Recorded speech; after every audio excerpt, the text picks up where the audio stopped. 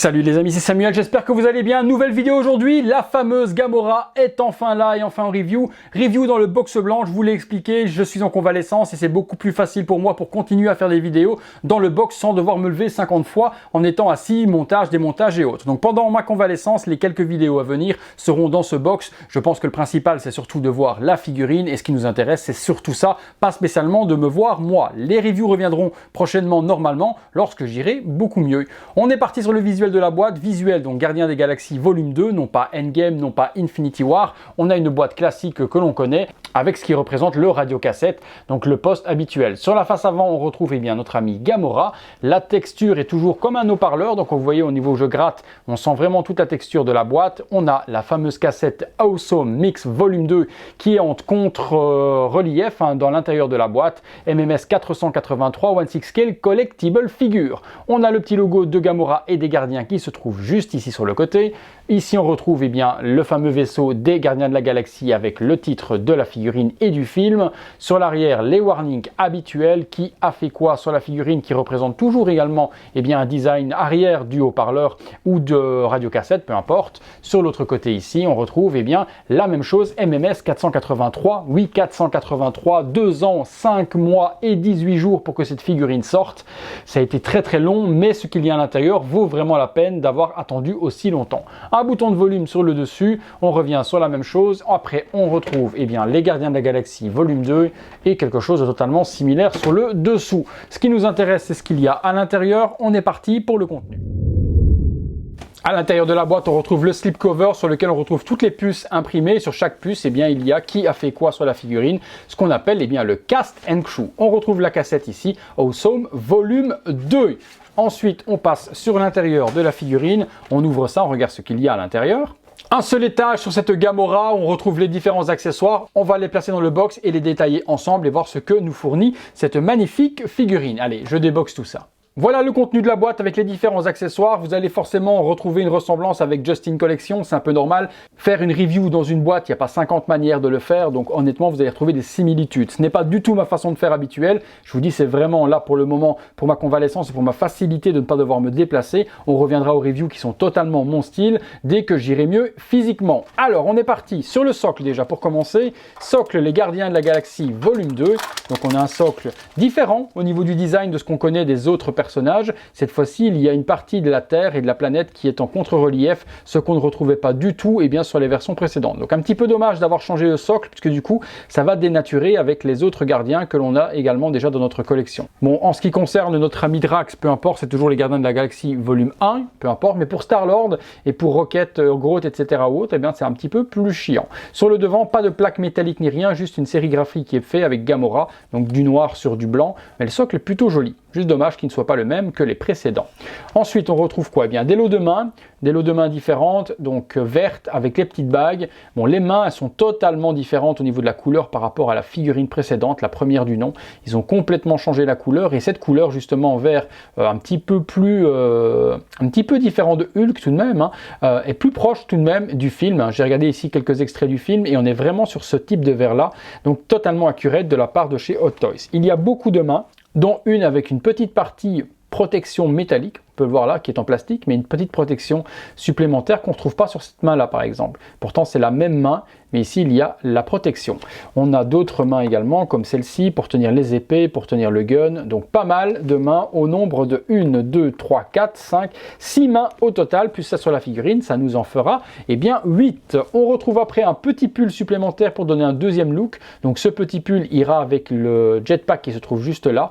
Donc, personnellement, je ne vois pas trop l'habiller avec ceci, parce qu'elle est tellement badass avec sa veste, mais vous avez ce look là si possible et si vous voulez exposer votre figurine avec. On retrouve après le fameux jetpack. Donc jetpack que l'on retrouvait également avec Yondu, qu'on retrouvait également avec le Star-Lord. Donc jetpack classique. Le paint est très joli, donne un effet un petit peu chrome, mais quand même très plastique. Je pense qu'au niveau du Mandalorian qui va arriver la semaine prochaine, on aura une couleur similaire par rapport au gris que l'on retrouve ici. Donc Hot Toys ne fait pas du vrai chrome, mais fait un gris qui donne une imitation chrome. Faire super gaffe parce que je vois que ça ne se déclipse pas. Je vois pas de partie à déclipser pour l'enfiler. Donc faites gaffe parce que ça m'a l'air tout de même fragile et ça pourrait casser. Donc je vois pas un endroit où on pourrait le déclipser pour venir le mettre. Vous voyez, ça se déclipse pas là, c'est collé un petit peu partout. Donc comment venir l'assembler dans le dos de Gamora? C'est une très très bonne question, on regardera ça après. On a un petit Groot, je vais vous zoomer pour vous montrer. Là, il est juste extraordinaire, le petit Groot. Très détaillé pour la petite taille, il est juste sublime avec sa petite bombe, les petits boutons rouges, les petits fusibles, etc. C'est plutôt bien peint. Pour la petite chose et pour le petit accessoire, ce mini Baby Groot est plutôt bien, bien structuré. Ouais, la petite herbe sur le dessus et autres.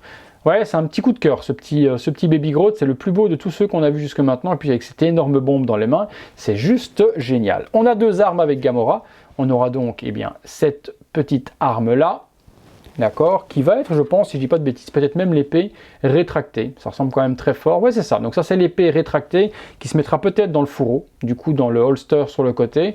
Et puis on obtient celle-ci qui est dépliée avec la belle lame bien détaillée en double pin juste ici. Quand ça rentre, ça doit faire très très mal.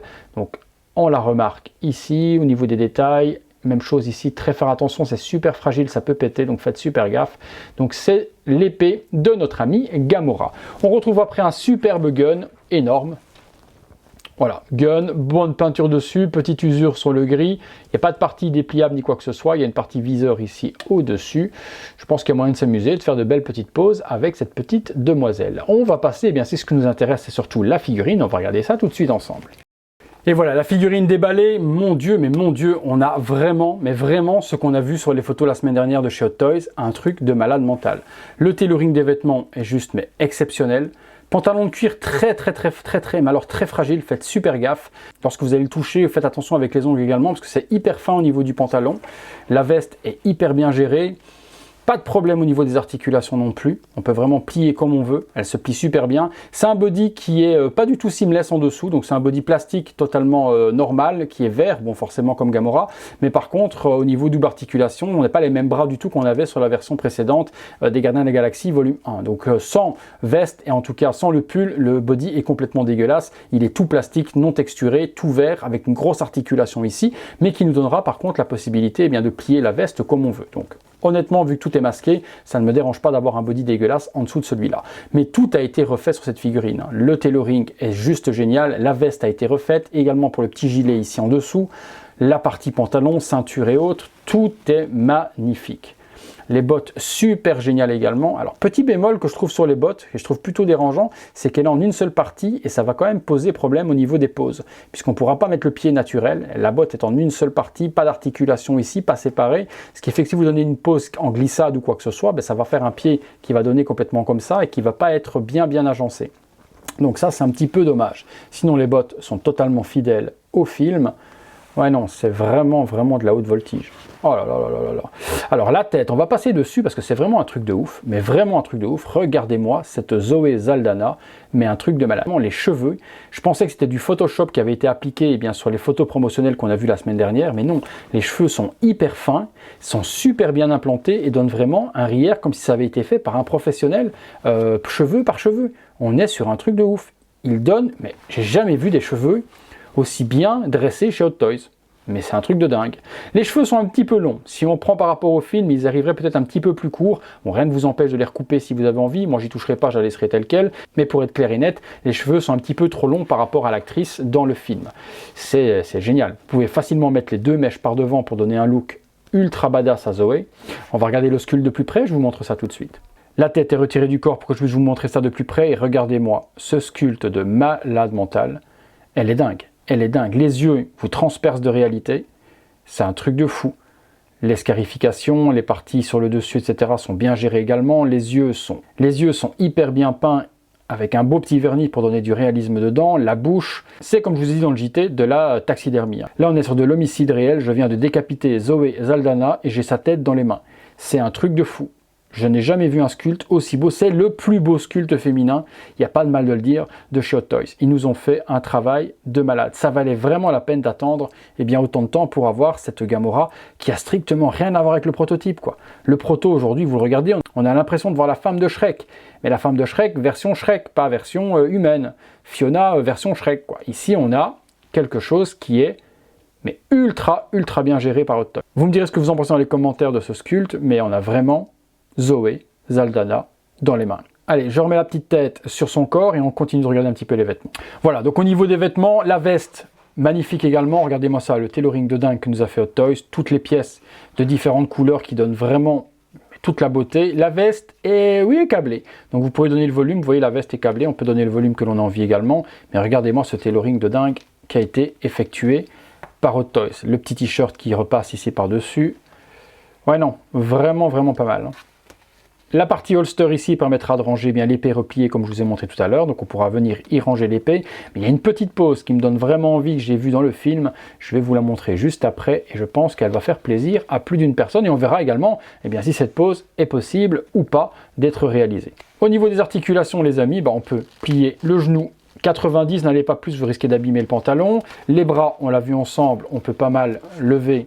Ça, il n'y a pas de souci, ça se lève super bien, ça se plie super bien aussi. Regardez, elle me fait un dab. Donc pas de problème au niveau des articulations, vous faites ce que vous avez envie. On peut lever le bras également comme on veut, pas de problème non plus.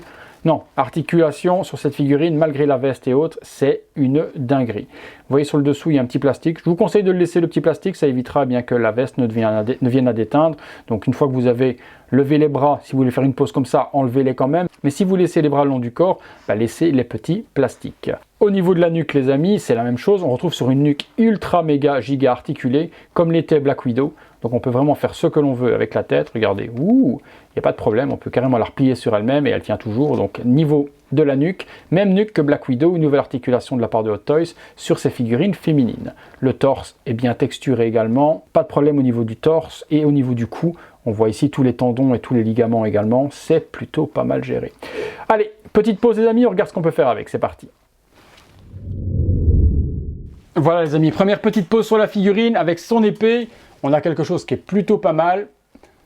Donc vous voyez, articulation, pas de souci, on fait vraiment ce que l'on a envie avec. Elle est plutôt cool, hein. Vraiment plutôt cool au niveau de cette figurine, au niveau des articulations, au niveau des poses que l'on peut donner, au niveau du réalisme. Hot Toys nous a fait du très bon boulot.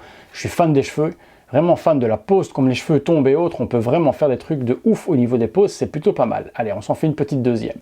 Voilà, deuxième petite pose, plus simple, avec le gun dans les mains. Je lui ai rangé bien forcément l'épée sur le côté ici dans son holster, donc on peut la voir.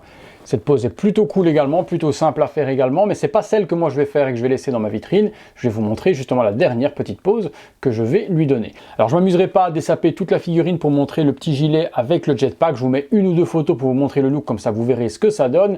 Parce que ça m'a l'air quand même hyper complexe à dessaper. Faut retirer la veste, faut retirer le corset, faut retirer le t-shirt. Donc je pense qu'avec des photos, vous verrez clairement ce que ça donne. Allez, on se fait une troisième petite pause. Et une pause que j'espère est bien réalisable. Allez, j'essaye et je vous montre ça.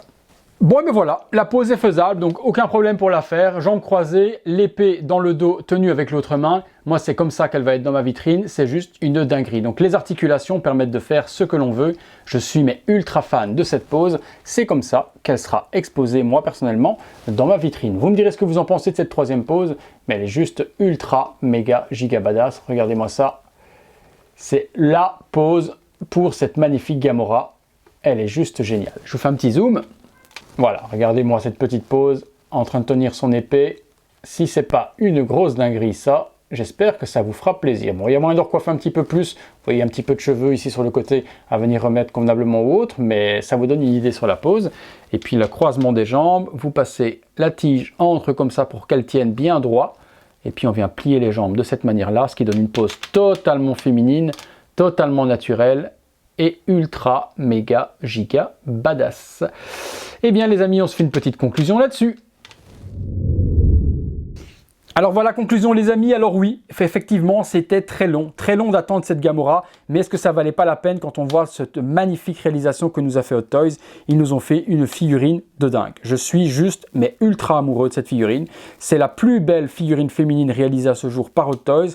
La dernière en date pour moi était bien notre amie Ella, qui avait un sculpte juste de dingue, mais ici, cette Gamora surpasse tout ce que Hot Toys a pu faire jusqu'à aujourd'hui.